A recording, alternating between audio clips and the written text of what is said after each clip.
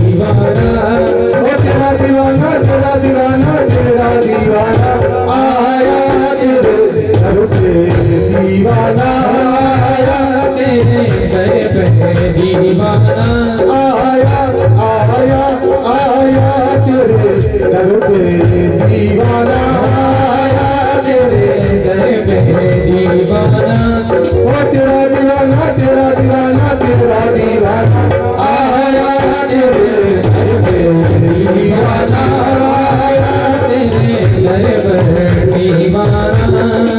अयो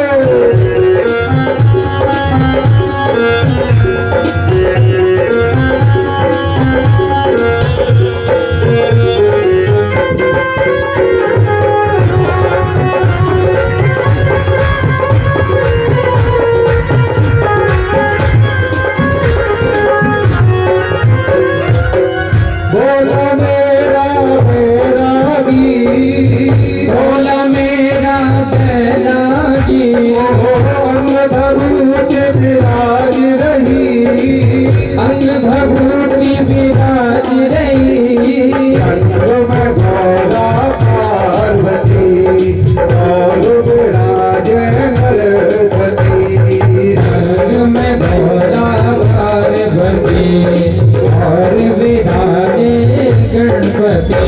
पुष्प चढ़ाऊंगा ज्योति जलाऊंगा भक्त धतूरे पर मैं भोग लगाऊंगा, भोला भोला है मेरा ओ मेरा बंगा भोला, भोला भोला है मेरा ओ मेरा भगवान, राधा लाल की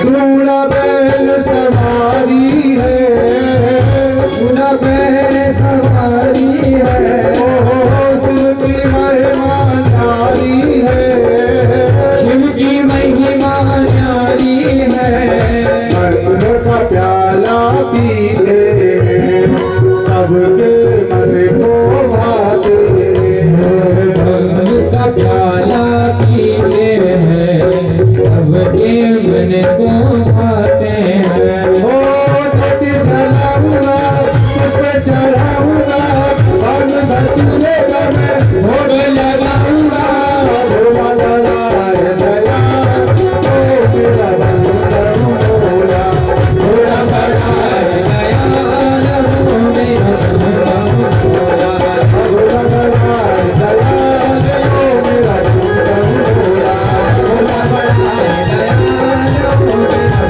भोला भोला है दया ओ मेरा बंगा भोला, भोला बड़ा है दयाल हो मेरा बंगा भोला। बोलो शंकर भगवान की जय। आज देवताओं ने जाकर के भोले बाबा के समक्ष पहुंचे और निवेदन किया, देव देव महादेवा भूतात्मन भूत भावना त्राहिणा शरणापन्नम त्रैलोक्य दाहनम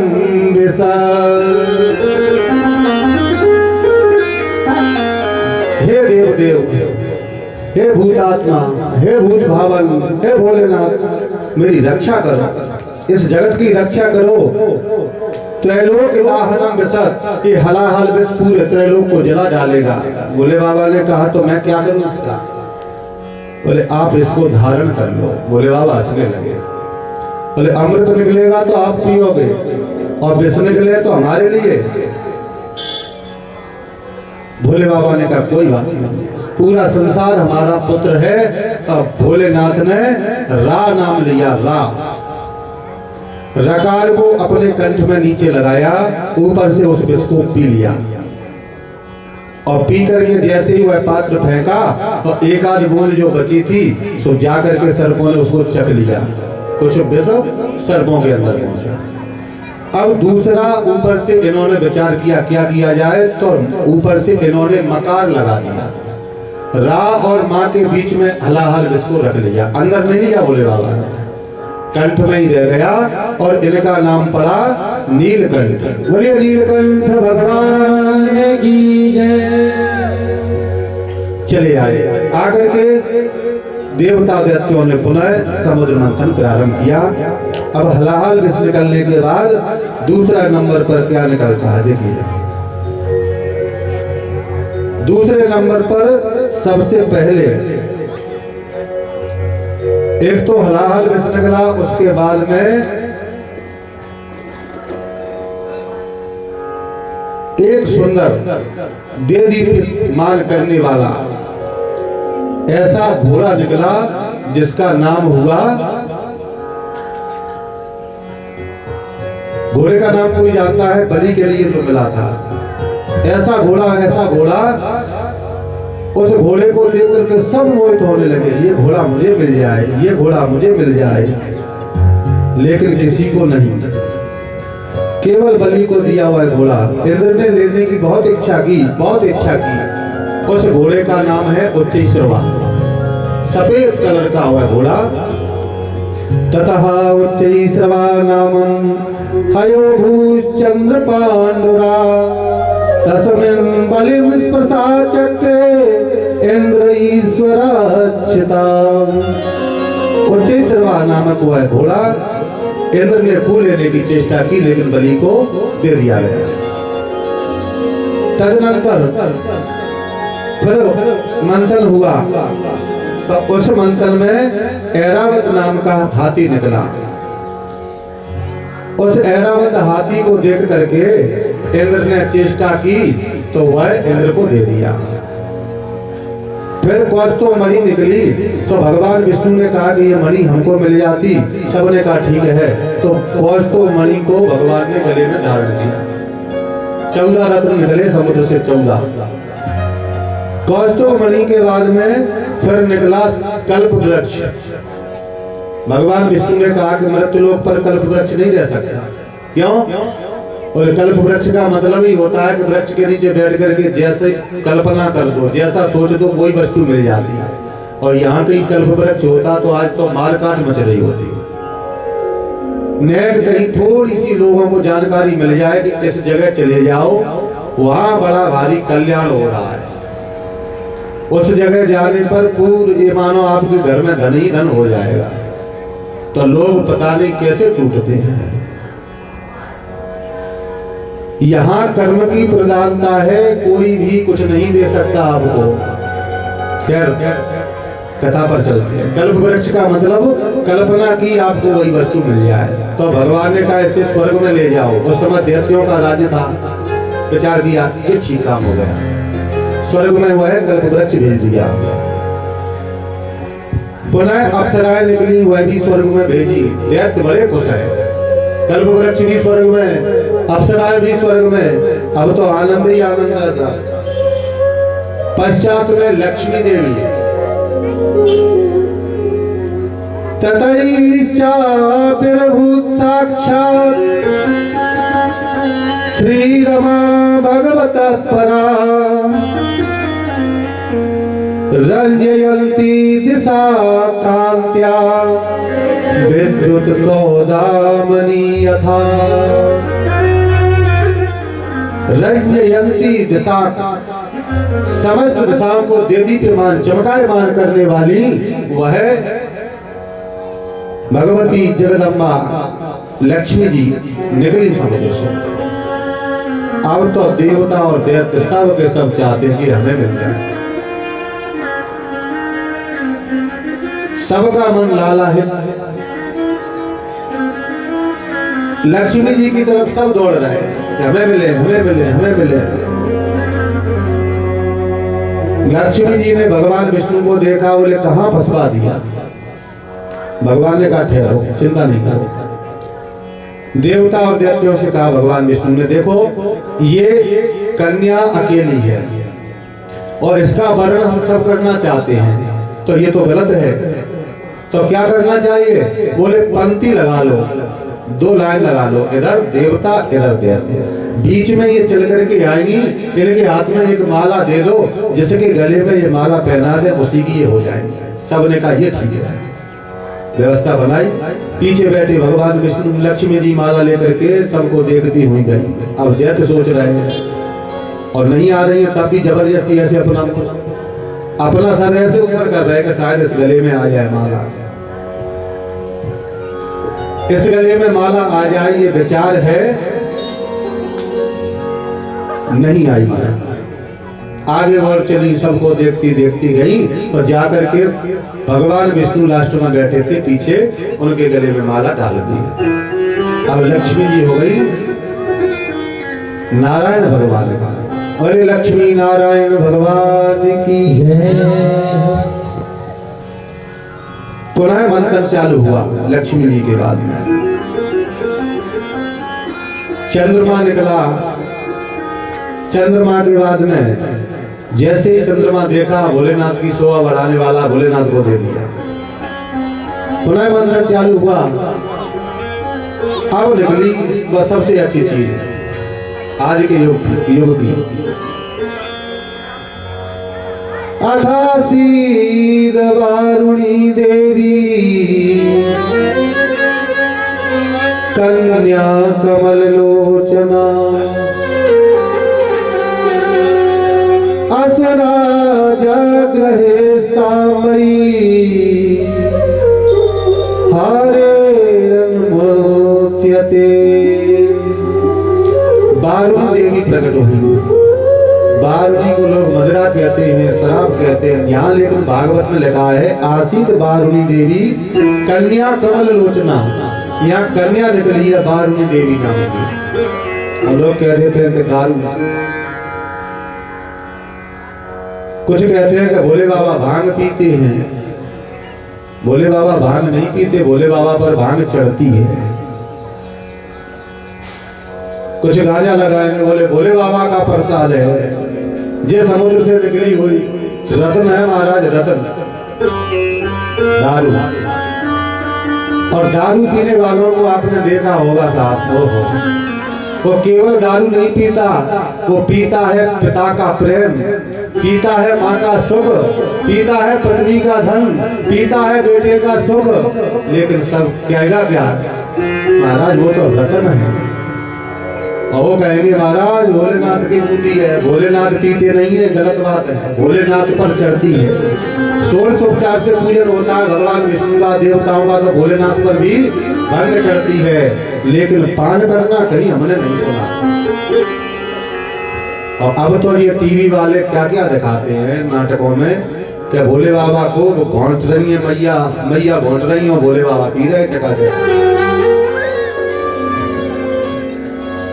संस्कृति का लोप होता चला जा रहा, लोगों को पता नहीं कि वास्तविकता क्या है। भोले बाबा कभी नहीं पीते। कर्पूर गौरम करुणावतारम, करुणा के अवतार हैं, संसार के पिता हैं। क्या संसार का उस जगत का पिता हुआ परम पिता परमात्मा ये व्यसन करेंगे? अरे भोले बाबा, चलो ठीक है, हमने आपकी बात मान ली कि भोले बाबा भांग पीते हैं, गांजा भी पीते हैं और भी चरस भी पी लेते होंगे, कोई बात नहीं। लेकिन भोले बाबा ने हलाहल विष भी तो पिया था। एक आध बूंद कभी तुमने चाक के देखा, पता लग जाए कि भोले बाबा ने कितना विशाल त्रैलोकी को नष्ट करने वाला वह हलाहल विष एक क्षण में ही पी लिया। आप ये बूंद पी के देख लो।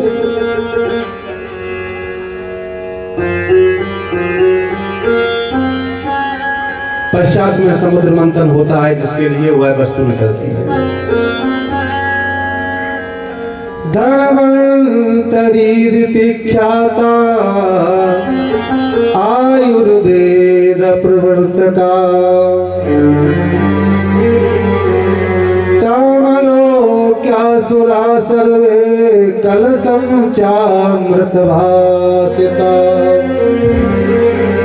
धन्वंतरी महाराज अमृत पूर्ण कलश लेकर के और उस समुद्र से निकले। एक दैत्य ने छलांग लगाई, कलश को छीना और दौड़ने लगा।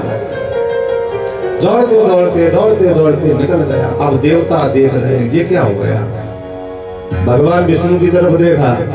भगवान विष्णु ने कहा कि हम आपकी काका व्यवस्था लगा रहे हैं। आश्वासन दिया, कोई बात नहीं। अब एक दैत्य भगा, उसके पीछे और दैत्य लगे। अहम पीत्वा, क्योंकि अमृत निकलाए अमर को सब होना चाहते हैं। अब दैत्यों के पीछे दैत्य, पीछे से देवता दौड़ने लगे और भगवान विष्णु ने योग माया का आश्रय लिया। एक सुंदर उद्यान बगीचा बनाया और बगीचे में सुंदर सुंदर पुष्प खिले हुए हैं। सुगंध बहने लगी, मोहित करने वाली सुगंध। हरी हरी घास खड़ी हुई है, हल्की सी बरसात होने लगी और भगवान ने अवतार ले लिया।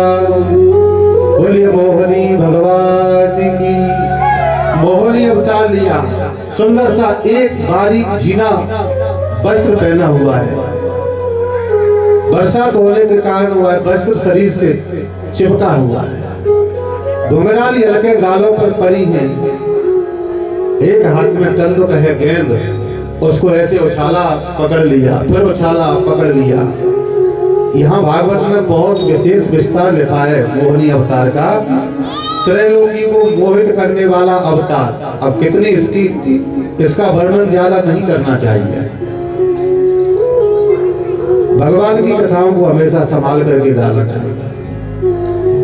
दैत्यों ने देखा, बड़ा अद्भुत स्वरूप है, मोहित हुए। देवी आप कौन हो? आप कौन हो? अहो रूप महो धामा, अहो यस्य नवम भया। ऐसी सुंदर स्त्री मैंने कभी संसार में नहीं देखी।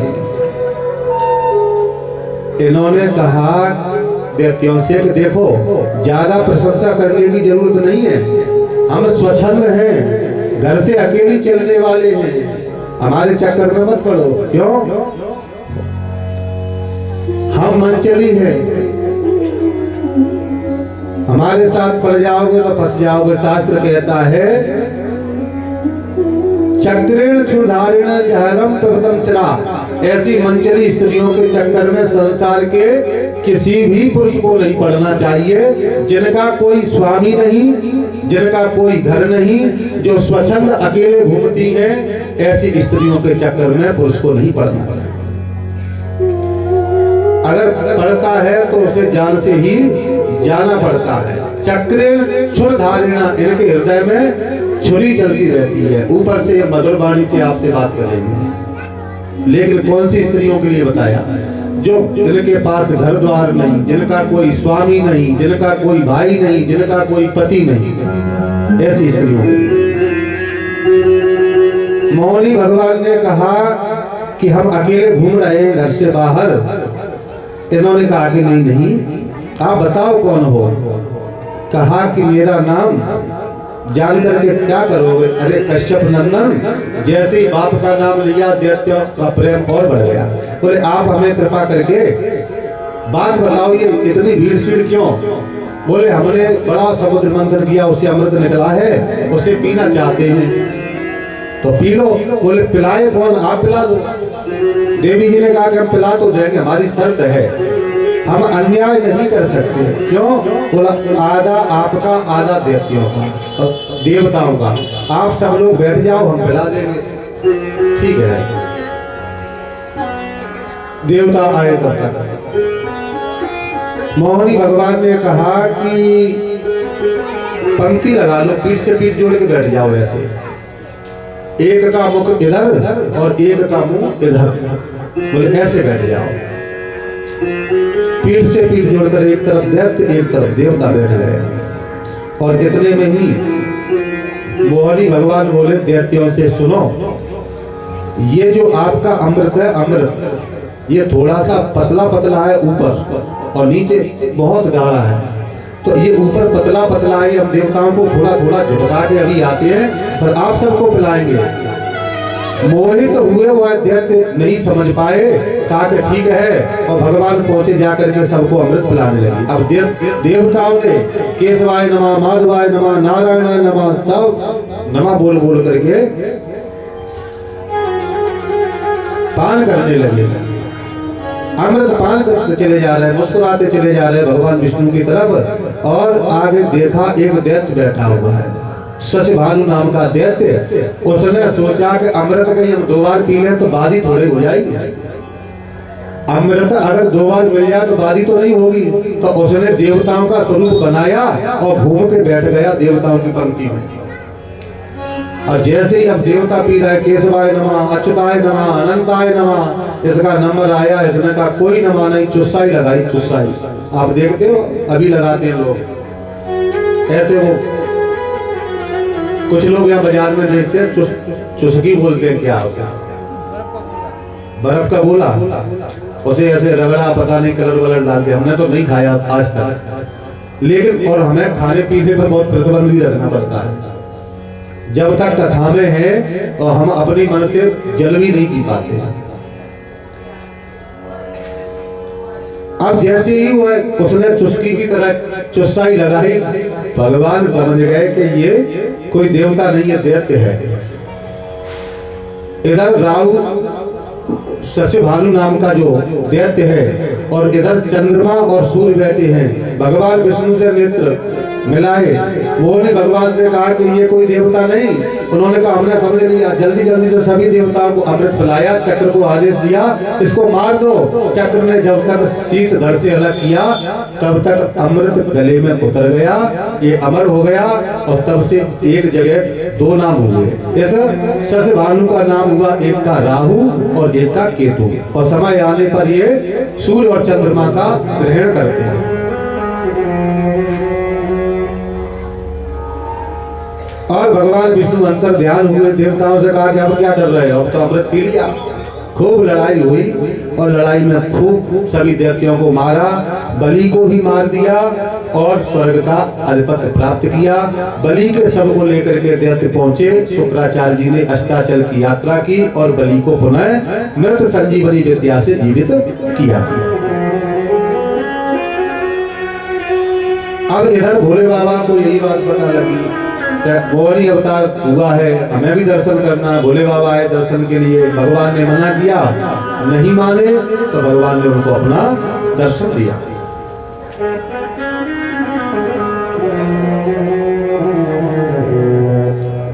भगवान ने उनको दर्शन दिया और कृतार्थ किया। कृतार्थ करके आगे इन बलि ने विचार किया कि हमको देवताओं ने मार दिया, अब हम ऐसे नहीं, अब हम इंद्रासन ऐसे छीनेंगे, अश्वमेध यज्ञ करेंगे। बलि ने 99 अश्वमेध यज्ञ प्रारंभ किए, 99 अश्वमेध यज्ञ। और 99 अश्वमेध यज्ञ पूर्ण किए। 100वां अश्वमेध यज्ञ पूर्ण करते ही मनुष्य इंद्र बन जाता है। अब तो इंद्र घबराने लगे, अपनी माता अदिति के पास गए। अदिति के पास गए तो रोने लगे। अदिति ने कहा बेटा क्या बात है? कहा कि माँ वह राजा बलि 99 अश्वमेध यज्ञ पूर्ण कर चुके हैं, 100वां अश्वमेध यज्ञ प्रारंभ करने वाले हैं। अदिति ने कहा कोई बात नहीं बेटा, तुम जाइए और मैं तुम्हारे लिए व्यवस्था लगाती हूँ। अब शाम को कश्यप ऋषि आए। कश्यप ऋषि से कहा कि आप कोई मुझे उपाय बताओ, मेरे जो पुत्र हैं देवता उन पर बड़ा कष्ट है। इन्होंने कहा देवी तो क्या करूं? बोले मुझे कोई ऐसा व्रत बताओ जिससे मुझे अच्छी संतान प्राप्त हो, जो राजा बलि को विजय प्राप्त कर सके। कश्यप ऋषि बताने लगे देवी